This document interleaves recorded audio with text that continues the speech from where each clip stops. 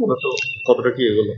গতদিনে যে আলোচনাটা হয়েছিল, যে আজকে সে আলোচনা উঠে এসেছিল, আজকে অর্থাৎ আগামীকাল ওনারা বলেছেন, অর্থাৎ আজকে এটা ফাইনালাইজড হয়ে যাওয়ার কথা।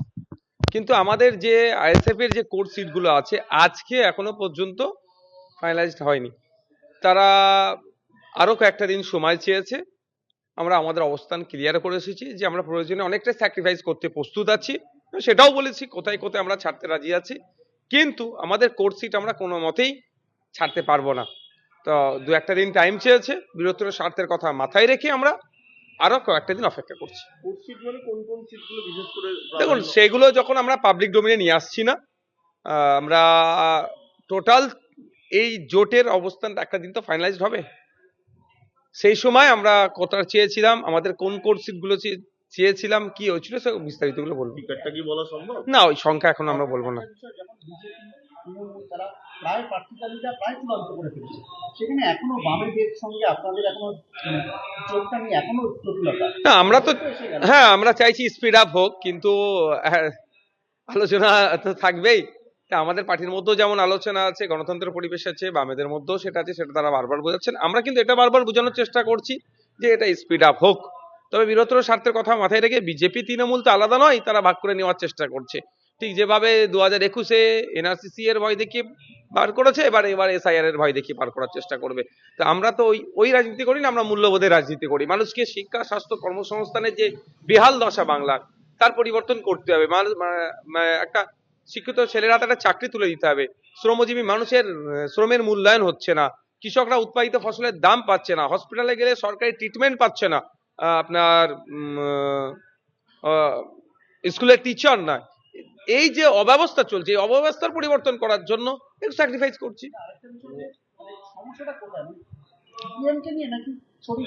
না, ওটা পার্টিকুলার ব্যাপার না। আমি বামেদের সাথে তো আমরা জোট করতে এসেছি, বামেদের সাথে কি আলোচনা হচ্ছে সেটা বলছি। বামেদের সাথে যে আলোচনা দাঁড়িয়েছে সেটা হচ্ছে আমাদের কয়েকটি কোর্স, আমাদের যে কোর্স সিট গুলো আছে সেইগুলো নিয়ে এখনো ফাইনালাইজ হয়নি। বাকি সিট গুলোর অনেক একটা অংশ ফাইনালাইজড হয়ে গেছে, বাকি যেটা আছে সেটার জন্য আমরা অপেক্ষা আছি।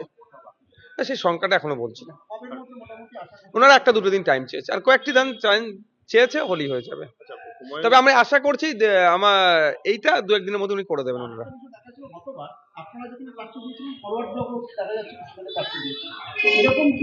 না, ওইগুলো তো হবেই না, এবারে হওয়ার কোনো প্রশ্ন আসছে না। এক নম্বর কথা। দ্বিতীয় হচ্ছে, এই জন্যই তো এত আগে থেকে আমরা শুরু করেছি। আইএসএফ এত আগে থেকে কেন জোট শুরু করেছে, যে এই জন্যই যে গতবারে যেই জায়গাগুলো ফাঁক ফোকর ছিল, বা প্রচারের ক্ষেত্রে বুথের স্তর পর্যন্ত নামানোর ক্ষেত্রে যে সমস্যাগুলো ছিল, আর না সমস্যার সম্মুখীন হতে হয়, সেই জন্য আগে থেকে আমরা করেছি।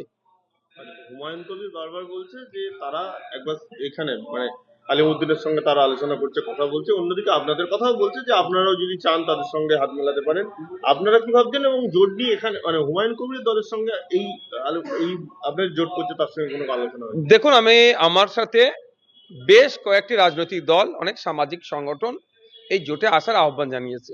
যারাই আমাকে জোটে আসার আহ্বান জানিয়েছে, আমি বামেদের সাথে তাদের লিয়াজও করিয়ে দেওয়ার চেষ্টা করেছি, যে ওখান থেকে হক আলোচনা। একটা জায়গায় তো একটা তো পাওয়ার হাউস হওয়া দরকার, বা একটা তো সেন্টার পয়েন্ট হওয়া দরকার। সব আমি আমার মতো আলোচনা করবো, বামেরা বামেদের মতো আলোচনা করবে, আমি বলবো এই সিট তোমাকে দেবো, ও বলবো এই সিট দেবো, একটা হচপচ হয়ে যেতে পারে। সেন্টার পয়েন্ট হিসাবে আমরা বামেদের দিকে করছি। তো সুতরাং যারা আলোচনা করছে বামেদের সাথেই করছে। দেখুন, সে প্রশ্ন তো অনেক থাকছে। এখন আমরা যে আলোচনাটা এখন বামেদের সাথে করছি, আগে আমার দিকটা ক্লিয়ার করে নি। আমার সিট নিয়ে, যে কোর সিট নিয়ে যে মতনৈক্য হচ্ছে সেটা ক্লিয়ার করি, পরবর্তী পদক্ষেপ কি কি আছে সেগুলো বলবো। এখন আপনাদের আলোচনায় হুমায়ুন কবিরের দলের কোন রকম? না, আমাদের আলোচনা আইএসএফ এর আলোচনার মধ্যে, আইএসএফ ওই আপনার ফ্রন্ট। না, আমার সাথে যোগাযোগ হয়ে ওঠেনি এইভাবে।